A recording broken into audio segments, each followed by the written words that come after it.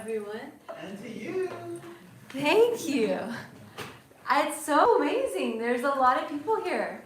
Thank you so much for being here. And this is the perfect way to start the new year with Radha Muralidhar and Gaura Chandra. And today we have a very special speaker with us. Our very own Dayal Gauranga is going to be speaking on our success is in pleasing Krishna.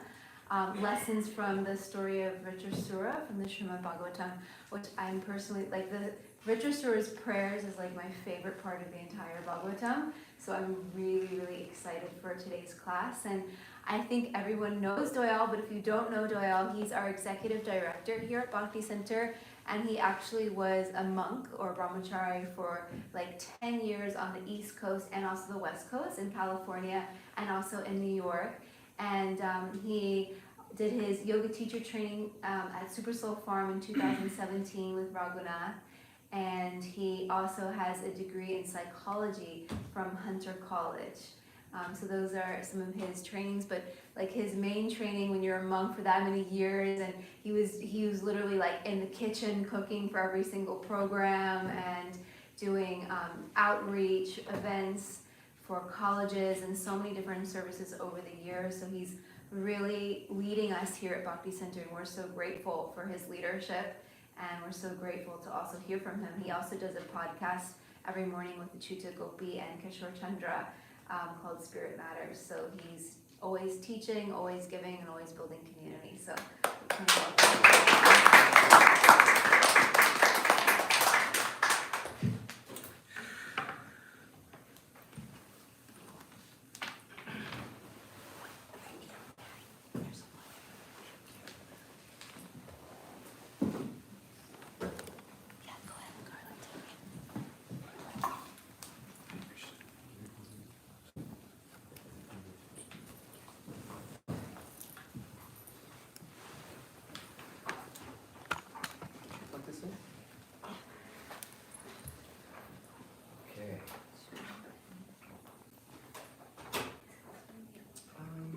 This one.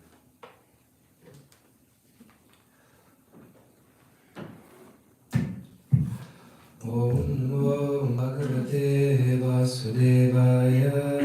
Om Namo Bhagavate Vasudevaya. Om Namo Bhagavate Vasudevaya. Om Namo Bhagavate Vasudevaya. Om Namo Bhagavate Vasudevaya. Om Namo Bhagavate Vasudevaya. Om Jnanatimandasya Jnananjana Shalakaya Chakshur Unmilitam Jena Tasmai Sri Gurave Namaha. Mukam Karoti Vachalam Bhongam Dangayate Girim Yakripatamaham Bande Shri Guru Dinatarinam. Hare Krishna. Good morning. One of my favorite prayers, that last invocation about the idea that by Guru and Krishna's mercy, even a lame person can walk or a blind person can see the stars in the sky.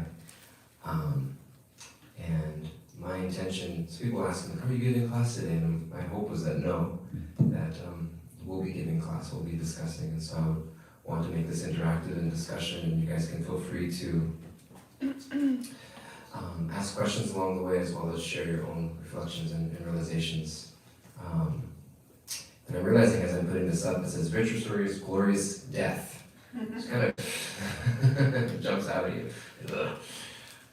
In a time of hope and new beginnings and growth and manifestations and developments and turning new leaves, etc. I realized the screen says Vritrasura's glorious death, which I didn't even remember the exact name of this chapter when I picked it. But there's a few spaces in here, and what I wanted to do in this section of Srimad Bhagavatam is I wanted to read through, this is the introduction. So at a certain point in his writings, Srila Prabhupada began giving introductions to chapters, like an overview. And so it's just like his little overview of that chapter. And then we'll read just the first few verses, several of which don't have commentary or purports. And then we'll pause. There's one particular verse that I wanted to hone in on. I mentioned that today was success is in what pleases Krishna. Not that our success is what pleases Krishna. That when we're successful, Krishna's pleased. But our success is in what pleases Krishna. And that sometimes I thought, when we think about 2023 and what we want to do and what the new year brings and what are you gonna achieve in 2023. And so it's gonna be like pressure. Anybody feel pressure when the new year comes up? Like, what's your goal for 2023? Am I supposed to have one? And what's your goal? Let me show you mine. It's like two people got their goals behind their back. It's like, we'll show them, count of three. 1, 2, 3. Just got the bigger goal. And so, what I find beautiful about this passage of Richard story is the idea that, we'll see that even if things fall apart externally, that actually that's not how we gauge our success spiritually. So we're just going to read through this. We'll read through the introduction. We'll read through some of the verses. And my intention here is not so much to be giving a class at you, but that we can read and discuss along the way. Does that sound okay? Okay. Chapter 12, Vitrasura's glorious death. Would anybody like to read? Can you guys see if anybody want to read the first paragraph, the first sentence in the first paragraph?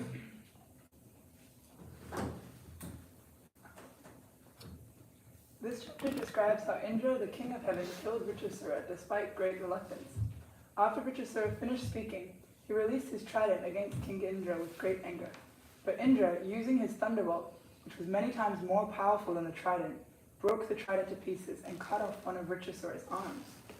Nevertheless, Vitrasura used his remaining arm to strike Indra with an iron mace, making the thunderbolt fall from Indra's hand. Indra, being very ashamed of this, did not pick up the thunderbolt from the ground, but Vitrasura encouraged King Indra to pick it up and fight.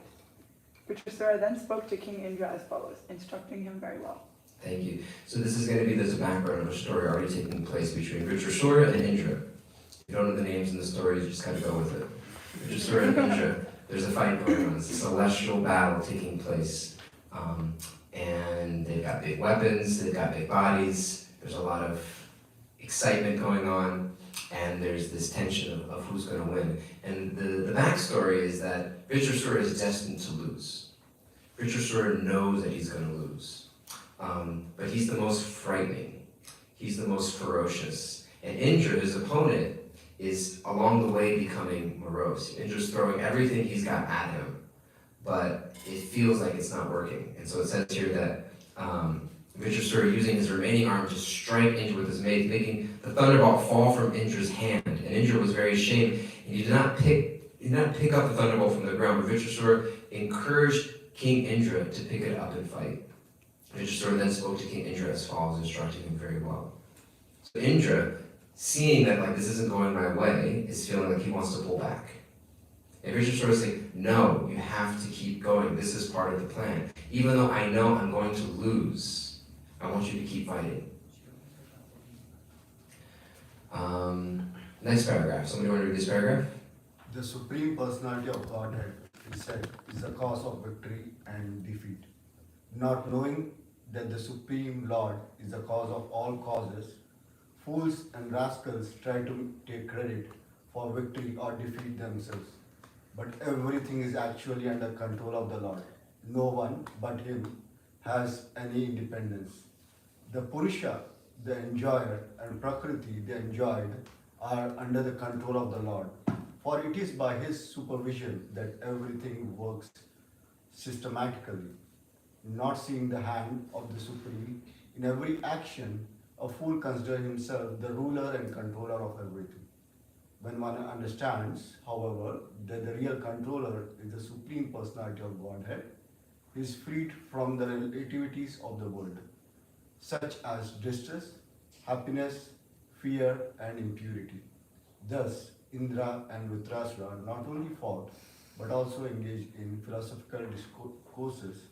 Then they began to fight again. It's kind of interesting last line. They not only fought, but engaged in philosophical discourses. I'm just bringing that to the next family meal. They not only fought over Thanksgiving, but engaged in philosophical discourses. And then they fought again. Beautiful. So Vitrasura is bringing in this idea of what is victory and what is defeat. And things being in the hands of Krishna, ultimately being in the hands of Krishna. And so the idea of what do I have planned for this upcoming year versus what does Krishna have planned for me? And so much of this strife and stress that we can experience, usually anxiety is not related to, stress is not related to what's happening around me. It's related to the idea of what's happening around me should be different. It's the idea of me believing that I have a different idea of how things are going to be, and this is not going according to my plan.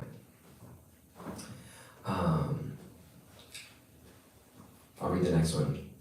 This time Indra was more powerful, and he severed Vritrasur's remaining arm. Vritrasur then assumed a gigantic form and swallowed King Indra. But Indra, being protected by the talisman known as Narayana Kavacha, was able to protect himself even within Vritrasur's body. Thus he emerged from Vritrasur's abdomen and severed the demon's head from his body with his powerful thunderbolt.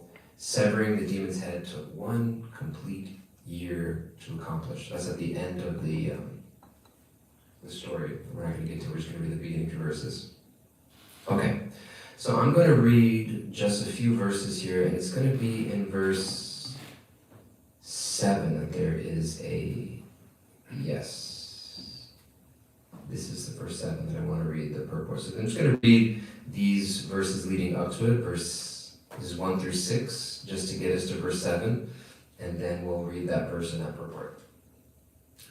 Text 1, Shukadeva Goswami said, desiring to give up his body, Vritrasura considered death in the battle preferable to victory.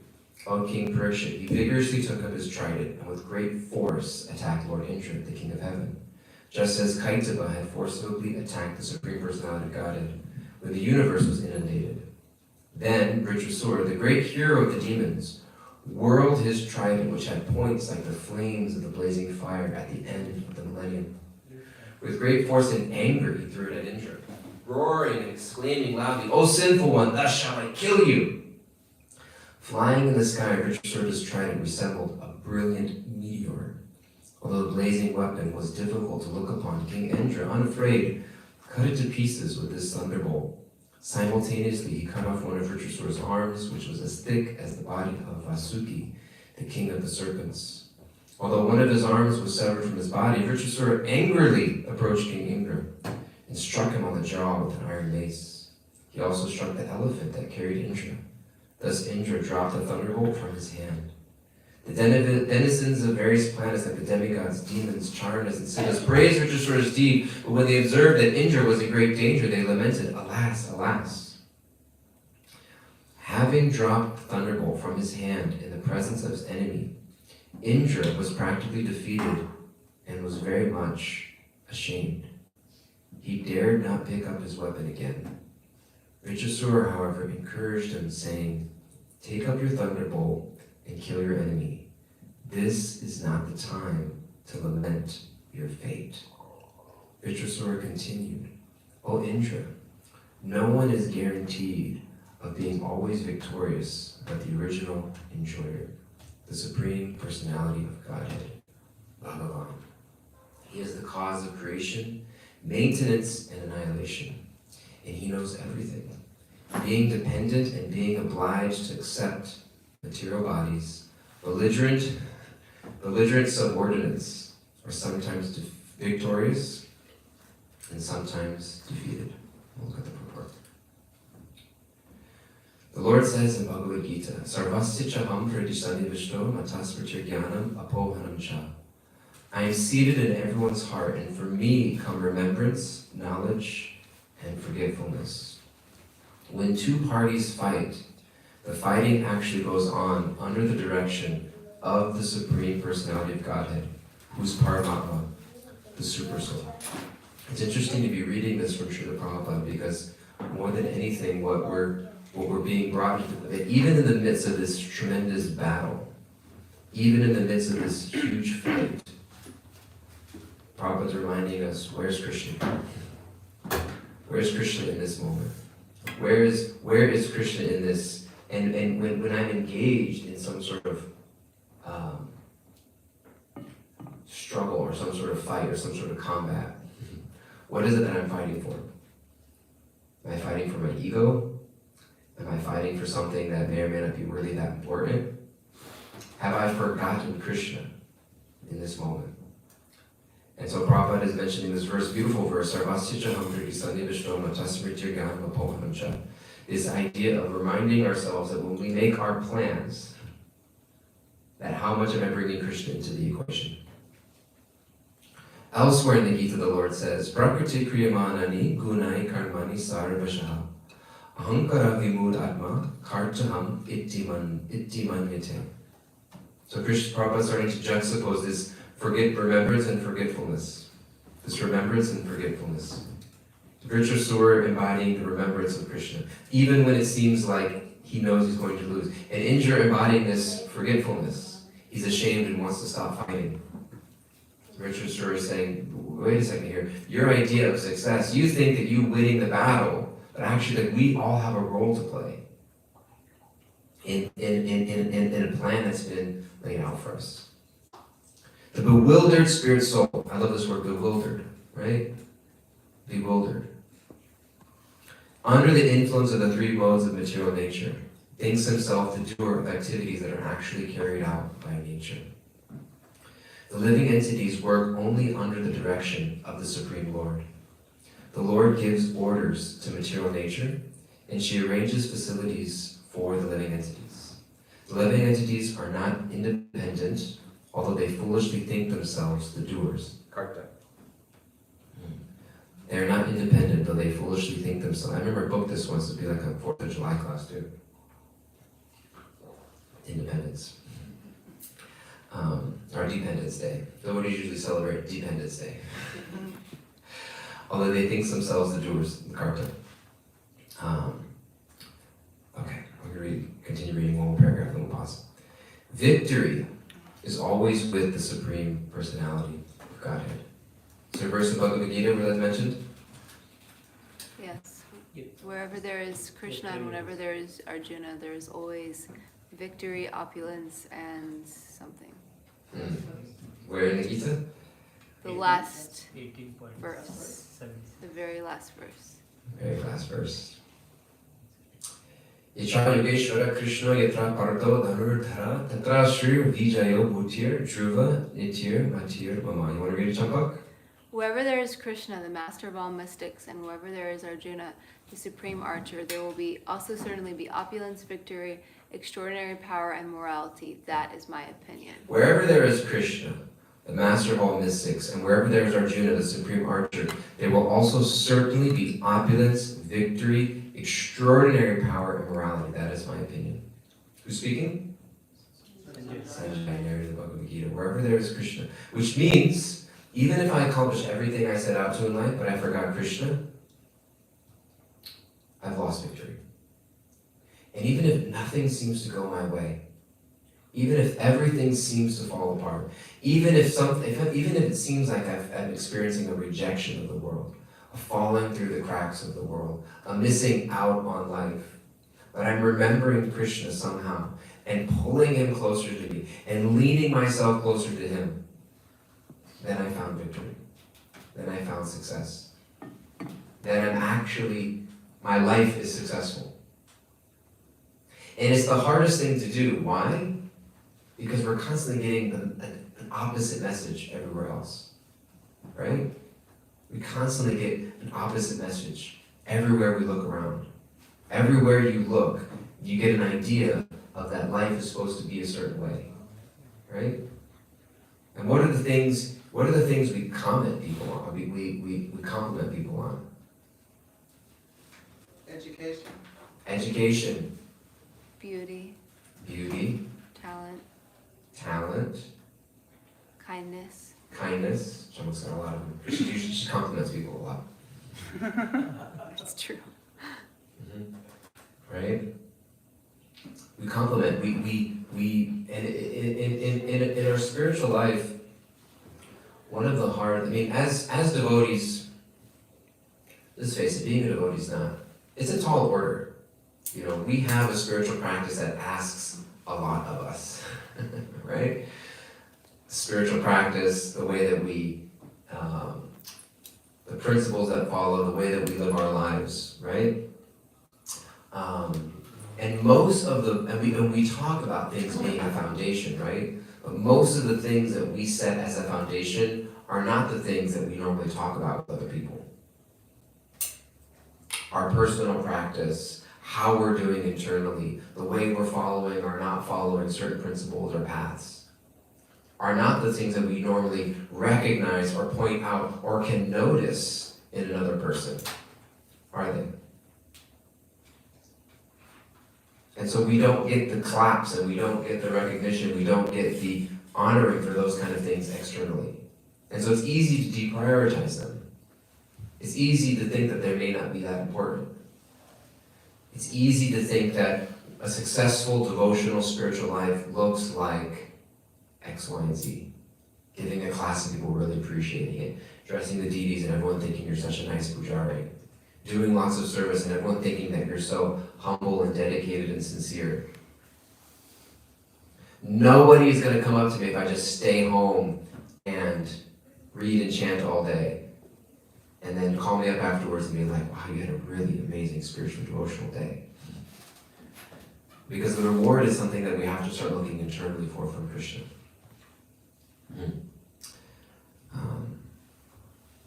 And this is a beautiful purport also. We'll just read this beginning paragraph. The Bhagavad Gita began with, and we'll go back to Vajrasura, with the inquiry of Dhritarashtra's. He was hopeful of the victory of his sons, assisted by great warriors like Bhishma, Drona, and Karna.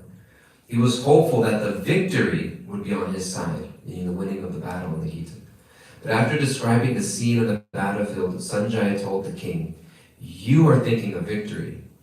But my opinion is that where Krishna and Arjuna are present, there will be good fortune." And so it's interesting, what was Krishna's instruction to Arjuna?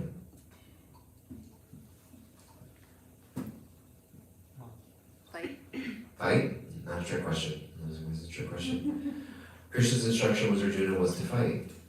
It wasn't to win. Krishna's instruction to Arjuna was not go and win this war. It was not go and win the battle. It wasn't to go defeat your enemies. It was to fight regardless of victory or defeat. And constantly, the constant message throughout the Gita was to remember me, to remember me, to remember me. All throughout the Gita. In the second chapter, Krishna is constantly, and those who dedicate their activities to me, who remember me. Of all yogis, the one who offers their life and soul to me. Absorb your mind in thinking of me. Become my devotee. Like again and again. Only through devotional service can you understand the mysteries of my understanding. Again and again, Krishna's bringing Arjuna back to this idea of give it everything you've got. And I'm not going to be judging you based off of your so-called understanding of victory or defeat. And so when we come to spiritual life, we have to leave that complete understanding of what it means to be successful at the door. And it's really, really, really hard. It's really, really, really, really hard. And we can, of course, we can have big dreams, we can have big ambitions. All of that is great. And sometimes Krishna is meant to use us for big and amazing things, and we should never shy away from that. We should never shy away from that. Prabhupada was not afraid to achieve big and amazing things. But he also wasn't detached and adamant. And when things didn't go his way, he didn't forget or lose sight of Krishna. Prabhupada wasn't always successful externally. There's a beautiful poem from Srila Prabhupada when he was living in Vrindavan.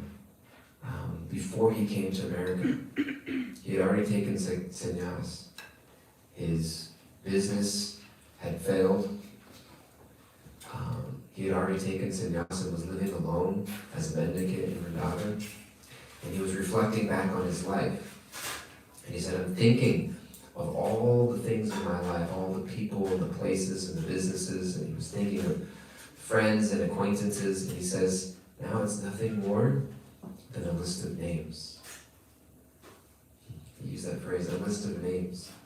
All the things that somehow will be so important, I have nothing anymore.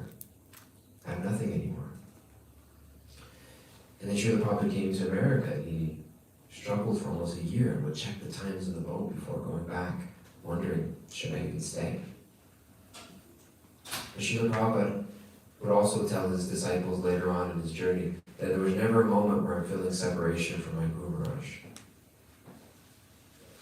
He was keeping, and you read the prayers of Srila Prabhupada when he was on the boat of the Jaladuta, how close he was to Krishna. Prabhupada wasn't close to anybody, even physically, on the boat of the Jaladuta coming across the Atlantic. And you talk about being like alone. There was nothing. I can't even imagine the feeling of being in the middle of the ocean then. I can imagine it now, but it's like I've got cell phones, we've got internet, I can check the weather, the forecast, what's the water going to be like, how much, my ETA, like how long is it going to be till we get there. I can't imagine the feeling of being on a boat in 1970 or 1965, not knowing anything, feeling completely alone, celebrating Janmashtami, but yet praying so deeply to Krishna and feeling Krishna's presence. Rajarani. You mentioned something that I think is really interesting, which is that he kept going back and forth and checking the times. Mm-hmm. In that he was trying to, and I think often when we're trying to figure out like what does success look like for Krishna, it's the sense of like I don't know, should I stay, should I go, should I stay, should I go, but somehow sort of how do you know? You can see him just going back and forth as kind of, I'm not sure. So how did he get sure? How do you get sure? It's a great question. So Srila Prabhupada used to, people online, if you were able to hear or not, Srila Prabhupada would go back and be unsure, should I stay, should I go, and why didn't he go? And how do we know when there's a story, when he used to live in the ashram here, we used to listen to Srila Prabhupada's memories. Literally, it's amazing how much, when I used to live here in the ashram, we used to roll in a TV on a cart with VHS tapes, not very long ago, and watch Srila Prabhupada's memories from his disciples. And there was one devotee who was telling a disciple a story in Canada, where Srila Prabhupada, they were trying to purchase a building for a temple in Toronto, I believe it was, Montreal or Toronto. And they were trying to, it was out of their budget, there was a lot of legal work, it was a perfect building, and they wanted to get it for Srila Prabhupada, and they were telling him about it. And, Prabhupada was telling them they were telling Prabhupada all of the details of trying to acquire this property. And Prabhupada said, let it go, we shouldn't be creating anxiety. We shouldn't be creating anxiety. They said, okay. And then they were looking for another building. They thought it was perfect. And there was some loophole they had to jump through. They're telling Prabhupada about it. Prabhupada said, did you get it? And they said, no, Prabhupada, we didn't want to, we thought we shouldn't be creating too much anxiety. And Prabhupada slammed it. There must be anxiety for Krishna. There must be anxiety. What are you talking about? It's like, is there anxiety or no anxiety? Which one is it? And so, and you look at the whole story of the Jew temple. Kira Swami just wrote his book that I'm yet to read, eager to read. Which we have copies of. We have copies of just the tremendous effort and endeavor to procure land in the temple for the Jew temple in Bombay. And so Srila Prabhupada exemplified this. And I think that there are no black and white answers to that question. Srila Prabhupada on many accounts. My favorite story of Prabhupada, I probably tell in every class I give, I'll summarize it very briefly, is when Prabhupada was with his disciples and he gave an example of a disciple asked a question, how do you know the difference between making adjustments or breaking a principle? I'm going to adjust something or I'm going to break a principle. Prabhupada said that requires a little intelligence. And the word for intelligence used throughout the Gita is buddhi, buddhi yoga. Krishna says, Dadami buddhi yogam tam, in the 10th chapter of Bhagavad Gita. I give the intelligence by which to come to me, right? I give the intelligence, not IQ, not EQ, not PQ, but I give the intelligence, the SQ. the spiritual intelligence of how to come to me. Tesham satata yuktanam bhajatam vritti purvakam dadami buddhi yogam tvam yena mam upayanti te. To those who are constantly devoted to serving me with love, I give the understanding by which they can come to me. I may or may not give the intelligence of how to build your business. I may or may not give the intelligence of how to find your dream partner. I may not give the intelligence of how to, influence, how to influence and win over people, was that book? Yeah.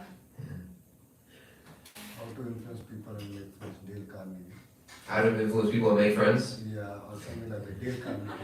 No one wants to really admit they know the full title, even though they have it saved on Audible. But I will give you the intelligence of how to come to me. I will give you the intelligence of how to come to me. So I don't think we ever really know. But what I do think is that sometimes, somebody once told me that it's not about making the right decision, but it's about making the decision right. And sometimes we have to take it upon ourselves to take a risk, not knowing, but being willing to be corrected. I mean, for us, we have Guru side of the Shastra, right? We have gurus, we have mentors, we have guides, we have Shastra. And Prabhupada had only Guru in the heart. And so it's hard for us to say how Srila Prabhupada made decisions and compare ourselves to that. But in our lives, we have Guru side and Shastra.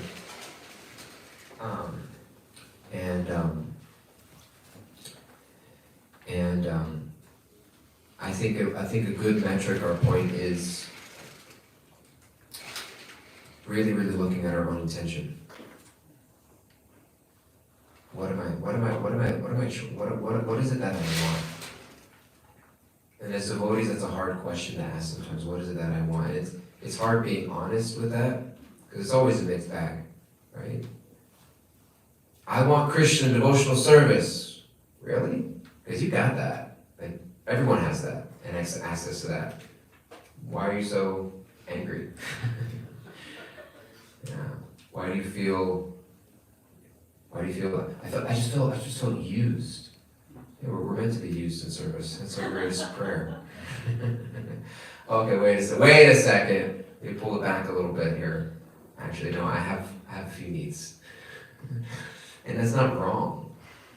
But what gets tricky is when we don't acknowledge and identify it up front and own it for ourselves. Srila Prabhupada gave the instruction to chant and be happy, right? Chant and also be happy. Make sure you're arranging your life in such a way that you're going to be happy. Once Radha Swami was giving a really beautiful class. I should go back and look for it. And it was about devotee care. He was talking about devotees feeling used in Krishna service, right? We make the prayer, please use me in my service, but devotees get burnt out, we feel used. And he said actually, because he was actually like, it's the greatest blessing to be used in Krishna service. But he said, none of us are that philosophical. None of us are so philosophical that we operate on that level.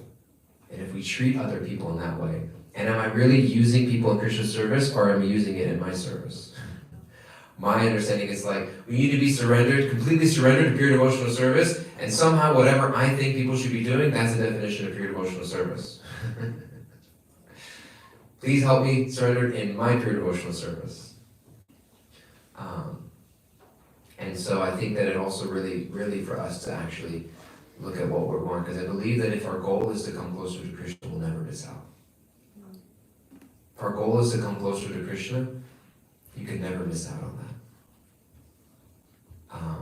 And we'll read the last part of the purport in the Richard Story prayer, but I wanted to pause. And if anybody had any other just reflections, comments, playbacks.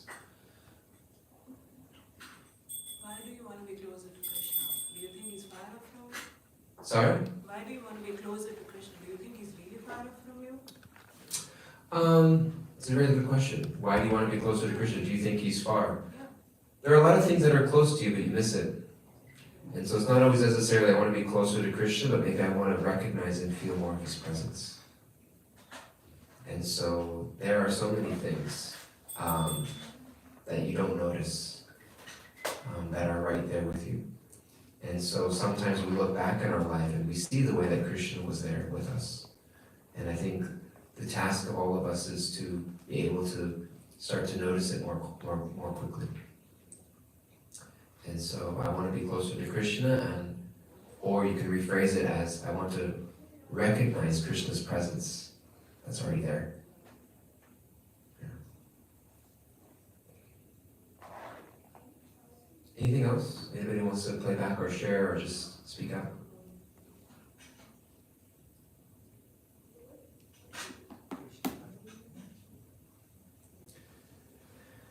Okay, we'll look at this last line of this paragraph. We didn't get, but we just read victory. It sparked that tangent. Victory is always with the Supreme Personality of Godhead. As for the subordinate living entities, they fight under the arrangement of the Supreme Personality of Godhead. Victory or defeat is not actually theirs. It is an arrangement by the Lord through the agency of material nature. Pride in victory or moroseness in defeat is useless. Pride in victory or moroseness in defeat is useless. One should fully depend on the Supreme Personality of Godhead, who is responsible for the victory and defeat of all living entities. The Lord advises, Niyatam kuru karma tvam karma jyayo yakarmana. Perform your prescribed duty, for action is better than inaction. The living entity is ordered to act according to his position. Victory or defeat depends on the Supreme Lord. Karmanya evakaraste ma phaleshu kadachana. You have a right to perform your prescribed duty, but you are not entitled to the fruits of actions. One must act sincerely according to his disposition. Victory or defeat depends on the Lord. So each of us have a particular nature that we're given and a duty that we're meant to perform. Right? Srila Prabhupada was given an instruction, right? To preach Krishna consciousness in the Western world. And it was based on his nature. He said, his guru said, you speak the English language, therefore I want you to go and speak English and preach in the English language. So each of us are given a particular nature.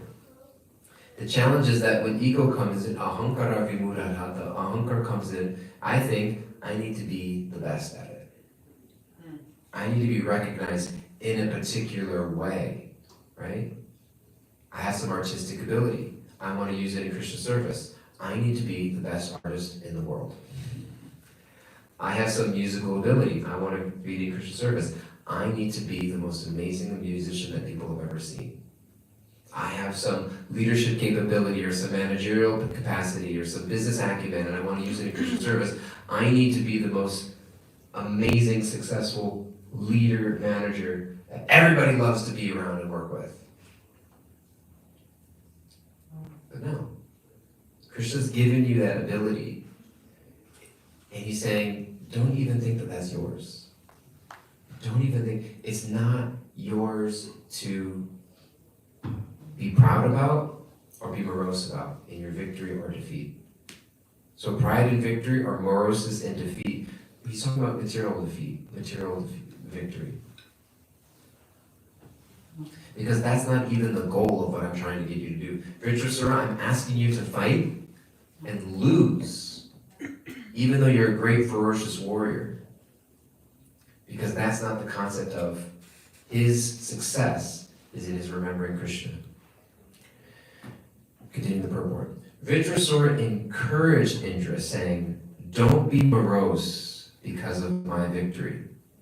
There is no need to stop fighting. Instead, you should go on with your duties. This is Vritrasura encouraging Indra, knowing that Vritrasura got this temporary upper hand, but knowing that Indra is ultimately destined to win. Don't be morose because of my so-called temporary, in-the-moment victory. There is no need to stop fighting. Instead, you should go on with your duty. When Krishna desires, you will certainly be victorious. And isn't it the truth that we get really impatient sometimes? That somehow I've got some timeline in my head of when things are supposed to be a certain way, right? Anybody have this feeling? I should be more spiritually advanced than I am for how much I've given in.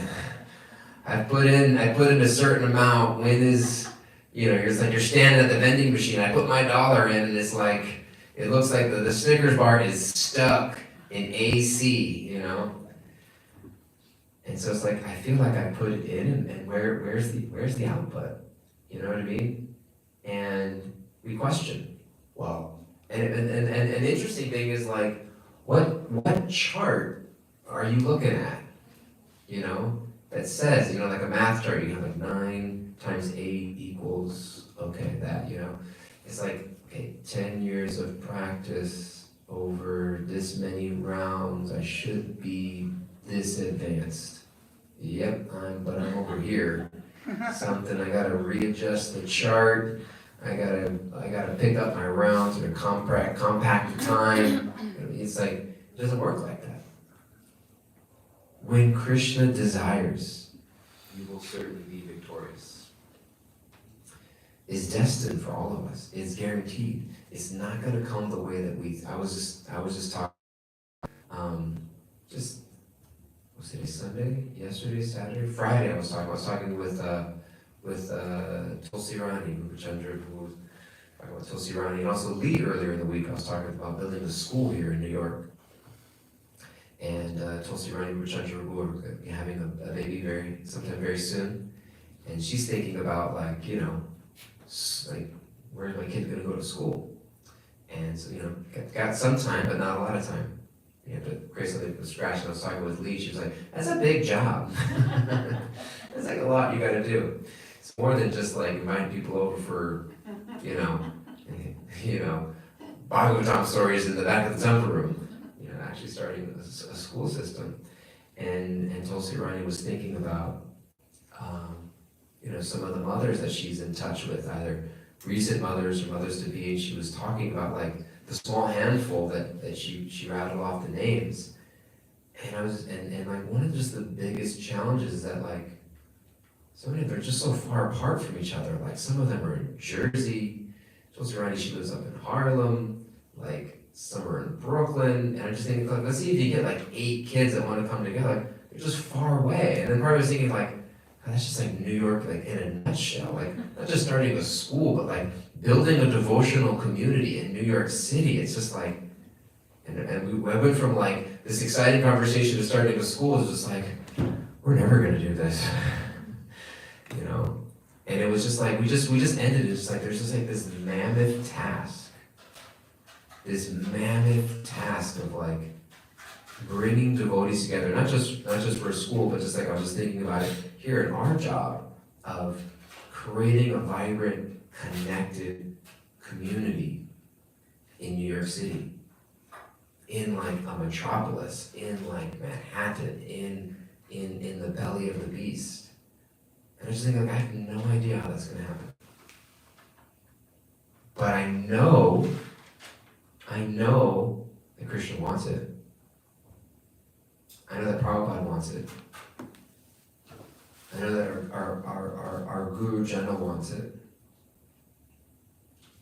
And I don't really know if it, I can't say when I take on the responsibility of that, personally, and my success or failure is in the manifestation of that, I'm taking the place of Indra, who's depending his success on whether or not my pursuits look a certain way. But when I know that my job isn't to make something happen, but my job is to completely surrender myself to the point where my ego is set aside, and I'm fully with enthusiasm, giving myself 100% to a task, not thinking about whether it logically makes sense or not, or can happen. I give my best to it. And placing myself in the role of Vitrasura, which is actually the exemplar in this story. And letting it be on Krishna's timeline, the way Krishna thinks or plans that it should be. And what happens along the way is that Krishna rewards us. sometimes with what we're trying to achieve. But what Krishna wants to make sure is that when things come together, we don't get there and think, I did it. Prabhupada never thought, I've done so much. When Krishna desires, you will certainly be victorious. This verse is very instructive for sincere workers in the Krishna consciousness movement. We should not be jubilant in victory or morose in defeat. We should make a sincere effort to implement the will of Krishna, or Sri Chaitanya Mahaprabhu. And we should not be concerned with victory and defeat. Our only duty is to work sincerely so that our activities may be recognized by Krishna. Our only duty is to work sincerely so that our activities may be recognized by Krishna. And what's interesting, Prabhupada himself is writing, we should not be jubilant in victory or morose in defeat. Well, Prabhupada felt both of those things at times. Prabhupada felt both of those things at times. We're in New York. Srila Prabhupada wanted to, before he met any of his followers, purchase a building on the Upper West Side of Manhattan. Just like a 2-3 story building. Tried to get the funds from India sent, but they couldn't get funds. They were ready to sell the building. And Prabhupada lost it. He wasn't able to purchase it. You know the word Prabhupada used in his diary, in his journal, to describe his feeling? Depressed. Depressed. I don't know if that word specifically was there. He used a specific word. An M word. Morose. Mortified. I am mortified. This was in Prabhupada's diary. This wasn't like Back to Godhead magazine that he was publishing for people to like see. Like Prabhupada wasn't like doing a Brene Brown exercise of like, I'm going to show my vulnerability to other people and inspire them to be real. Like Prabhupada was just like writing to himself in his journal before he had any followers, before anybody even knew he was here. He was living with Dr. Mishra and he was like, I am mortified. I do not understand Krishna's plan. Mortified. Fast forward 10 years, Srila Prabhupada is sitting on the roof of a skyscraper on 55th Street. Fast forward 20 years, that building is sold. Fast forward 20 more years, we're sitting here on 25 First Avenue, a block away from 26 Second Avenue. Who knows what Krishna has in store? We have no idea what Krishna has in store. When Prabhupada says we should not be jubilant in victory and morose in defeat, it doesn't mean that we're robots for Krishna. It doesn't mean that we don't care. It doesn't mean we don't get angry sometimes at Krishna. It doesn't mean that we don't feel sad or defeated at times when things don't go our way, or we think that our service isn't being accepted or isn't going through. But it means that we have a choice of, do I start to blame Krishna? What's the narrative? Where do I go from here? It always, with Prabhupada, always brought him closer to Krishna. It always leads him deeper into, how do I surrender into this? How do I let this shed whatever false conception I have about myself? Krishna, please reveal your plan. And may I be patient enough to know that whatever time it takes, and my success, at the end of the day, is making sure that Krishna's in my life. And we keep Krishna in our life through our personal practice, through devotees, through our service. What are the 5 potent forms of bhakti that Rupa Goswami gives? Chanting, hearing, associating with devotees, living in the holy dham, worshiping The the holy deity. name, Nam, the Dham, the holy places, Nam, Dham, Bhagavatam, Rajesh has a really nice way of remembering Nam Dam Bhagavatam, deity and devotee. The holy name, the Sri Bhagavatam, the devotees association, the deities, and holy places. And what is a holy place? Where all those things are present. So we have that here. We have that here. And when we come together, you being here is such a service. Whether you're online or whether you're here in person, it's our service to Krishna. Sometimes we think, I don't feel like doing whatever today. I go to the temple when it inspires me. You'll get a certain reciprocation from that. I come because I'm trying to, it's my service to show up. It's my service to be here, and Krishna rewards that. And so, it's not easy what we're doing. It's not easy for any of us to be here. I think Chapa told me she went to bed at 2:30 last night, because they were dancing in front of Radha Govinda and late night kirtan. Shri Radha and Pramanjali were probably there too. So, some of us, you guys are here.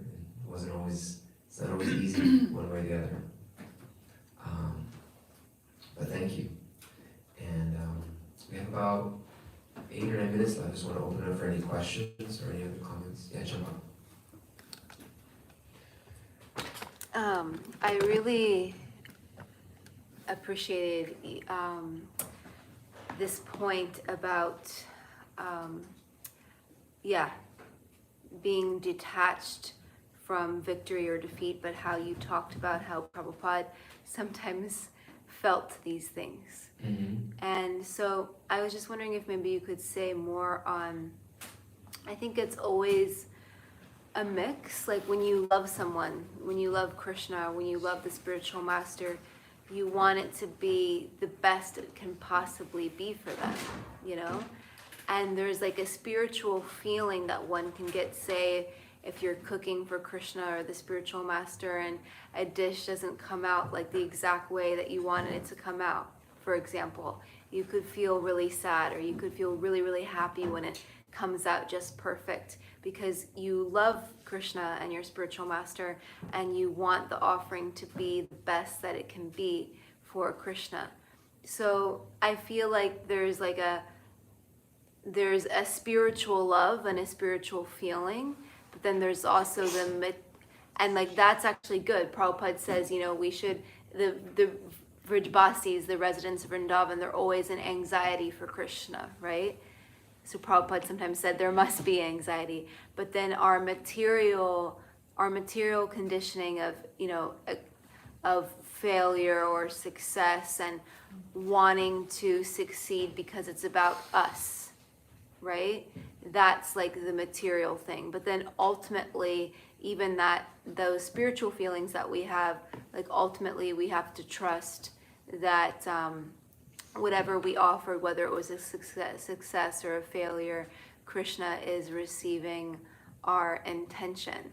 So does that make sense what I'm saying? Like, how do we navigate that difference of, it's not that we don't want things to go well.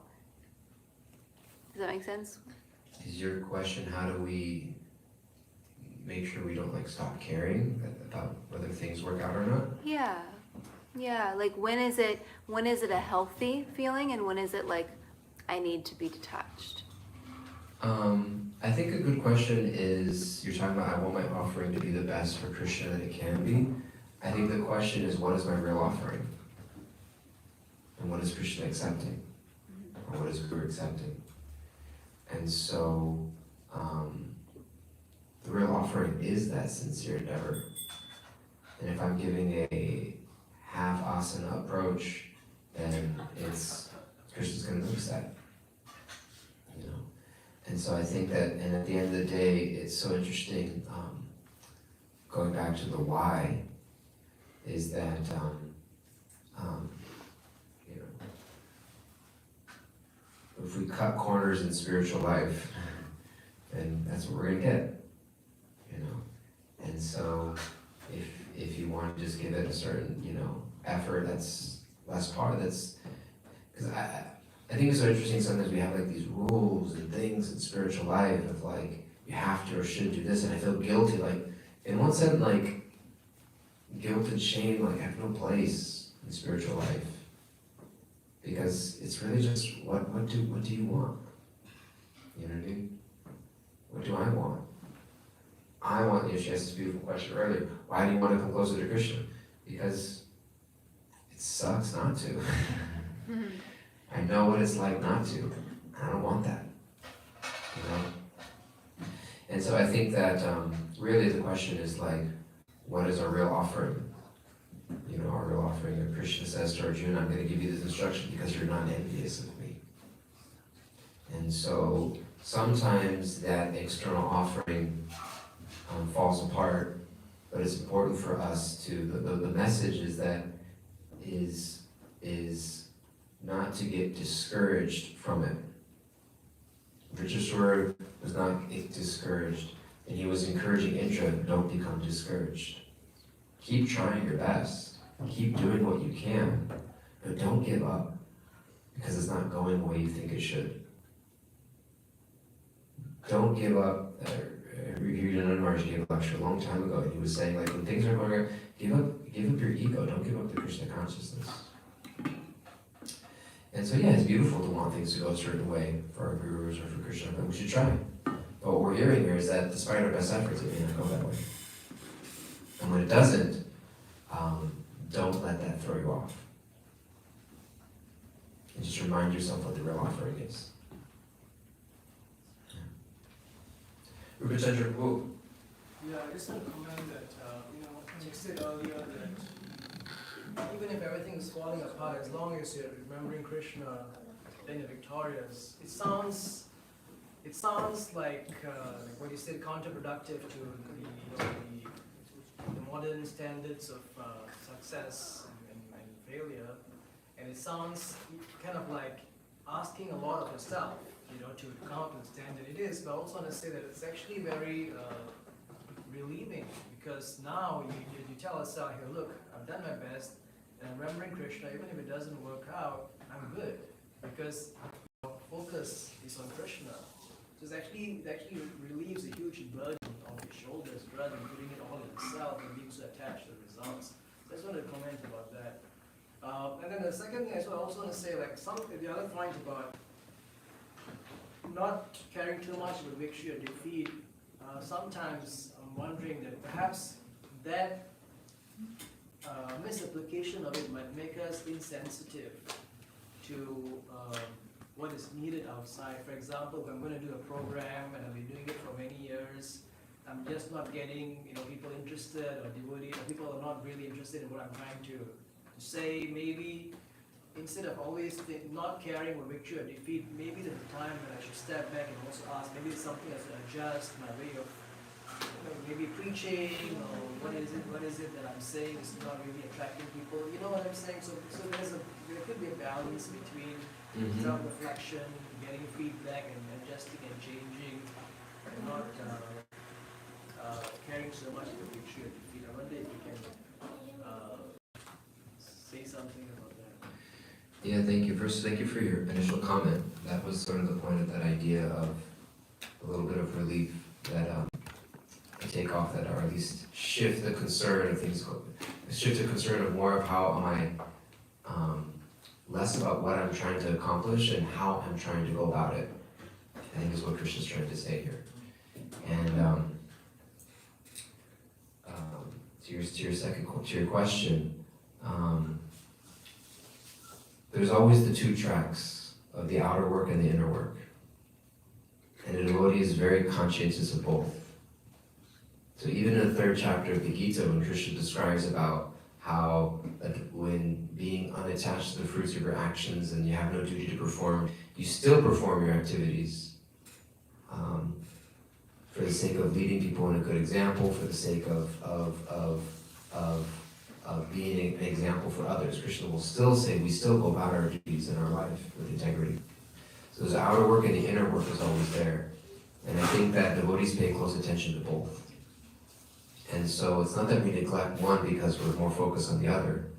I'm just focused on my inner work, so it doesn't really matter what's going on out here. Because we are in a material body, and because we have material identities, etc., it's our means of purification. Because none of us are so pure and transcendental that we're actually that detached. None of us are really detached. And so the question is, like, if you're going to be attached to something, do it in such a way that you become free from that attachment through the process of Krishna consciousness, through the process of dedicating it as an offering, as Chandra was saying, for Krishna. And so sometimes when we just say, oh, and I think that was sort of Prabhupada, that example of like anxiety or not anxiety, Prabhupada said anxiety for Krishna. And so it's like, am I just using that as an excuse to just be like, oh, I'm tired of that, like I actually don't want to do that service anymore. Let me just say, hey, it's not that important, or like not the controller anyways, When am I using philosophy as something just to support, as an excuse to just kind of be lazy or escape something,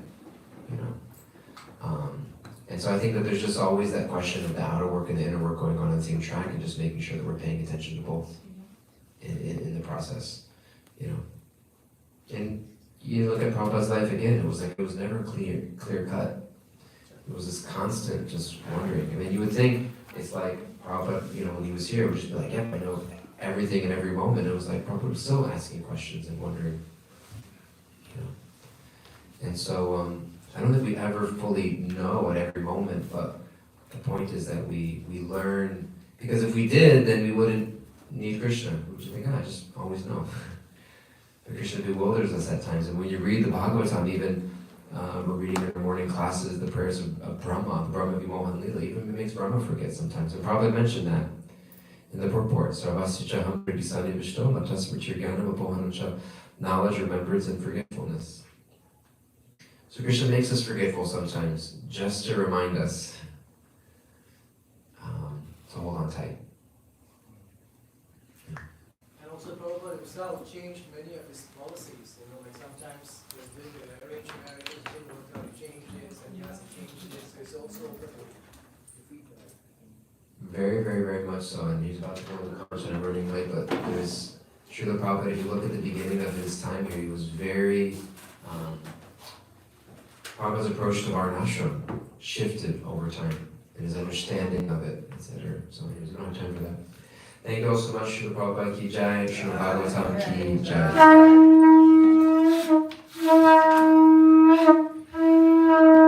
Thank you all. Dayal Gauranga Prabhu ki.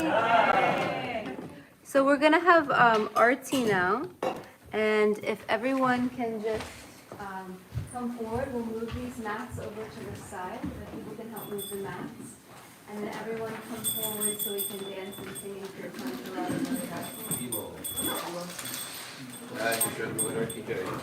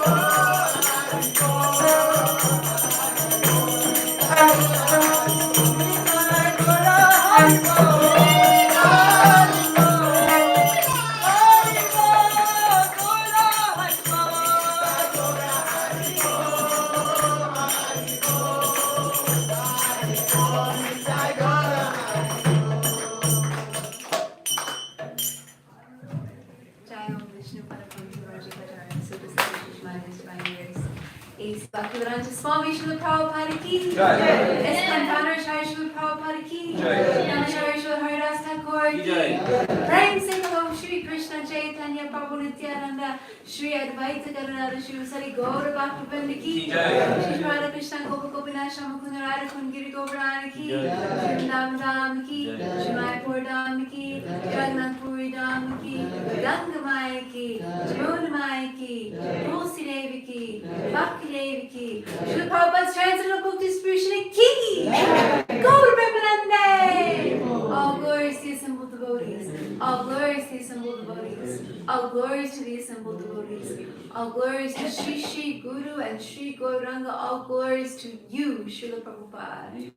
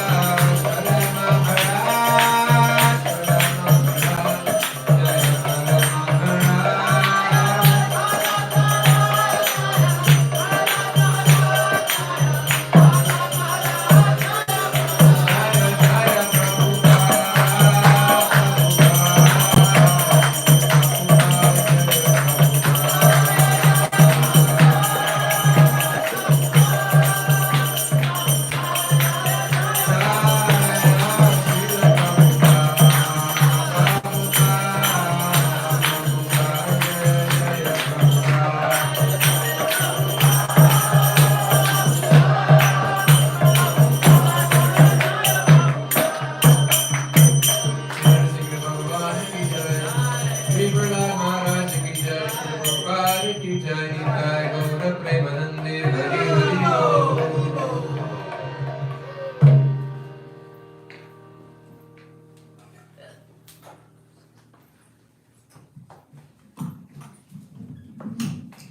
Hare Krishna. Hare Krishna. What a wonderful way to start the new year. Thank you all so much who have joined us. This is our weekly program, Bhagavat Sravanam. This happens every Sunday, 11 a.m. to 1 p.m. Please join us next Sunday. It's not confirmed yet, but most likely Ananta Govinda and family will be doing another panel discussion. So keep tuned. That will go out in the, I see Lee's doing a big smile for that. Everybody loved the panel discussion last time. It was like really, the devotees were talking about it afterwards for a long time. So yeah, we want to do another one. So stay tuned. That'll go out on the temple newsletter and the temple WhatsApp. If you're not on the temple newsletter, go to our website and scroll down to the bottom and click on join our temple newsletter and put in your information. If you'd like to be added to the WhatsApp group, I can also add you. You can come see me afterwards. If you want to get involved in any way, volunteer, or just get more involved in Bhakti Center, you can come see me afterwards and ask me any questions that you have. And we also have tonight, if you haven't gotten enough, we have an event tonight organized by Krishna and Dayal. Thank you so much for organizing that event. From 5 to 7 p.m. will be kirtan and food and games and face painting and lots of different things going on. So please come for that if you can. And I'm thinking, are there any other announcements for now? Next weekend, January 7th, it's a Saturday, we'll be having a 64 rounds day organized by Sid in the back. And we're going to be here in the temple room chanting the whole day, actually, starting at 10 a.m., right, Sid? 10 a.m. we'll be starting at 10. You don't have to come for the whole time. That can be very intimidating. You can come and go as you please, even if you just want to chant a little bit, you know. And we'll also do the RT at 12:30, and we'll have a really beautiful lunch cooked by Subhadra Priya at 12:45 after the RT, and we'll also have the 6:30 RT in the evening. So please come for that if you can, and have a beautiful day. We have yes, Rajrani, please come. Rajrani has an announcement for you. It's very, very important. So as many of you know, every year sort of globally there is what we call the Prabhupada Marathon. It's a global, this kind of centers around the world trying to distribute this year 3 million Gitas, Bhagavad Gitas, 3 million Bhagavad Gitas. The lion's share of that will be done in India and probably it's kind of Silicon Valley. And we're doing our sort of little part of that. And so what we've been doing is we have bags, you'll find bags in the back that are these colorful bags that have Gitas and cards and a little bit of Mahaprasad in there. So please take a couple of them, take as many of them as you can distribute, take them with you. We have many more, so once that table is empty, we will put more on that table so that we can just get Srila Prabhupada's words out there in the world and let him and Krishna do the rest, right? Because we're going to be unattached, we're just going to do our part. So anyhow, I have to do reception, so I won't be at that table, but maybe I'll be able to find someone who can be there for me. But just grab a couple, grab 3, grab 4, grab 5, doesn't matter how many you take, give them away, people you know, people you don't know, put them in tiny libraries, do whatever you can with them. Thank you. Hare Krishna. Jai Shri Radha Ki Jai. Chandra Ki Jai. Prabhupada Ki Jai.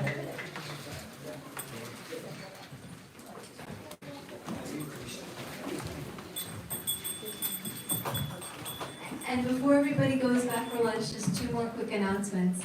If anybody is interested in having more intimate sangha with devotees, we also have a home program initiative. And if you're interested in either hosting a home program at your home for devotees to get together and read and chant together and have prasadam together, you can come see me, or if you're interested in being in a home program.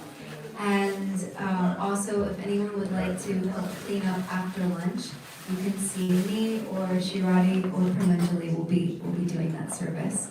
Thank you so much, Hare Krishna. Lunch is served for you all in the back. Please take your prasadam in the back, not in the front here. Don't forget to grab a couple of bags of books.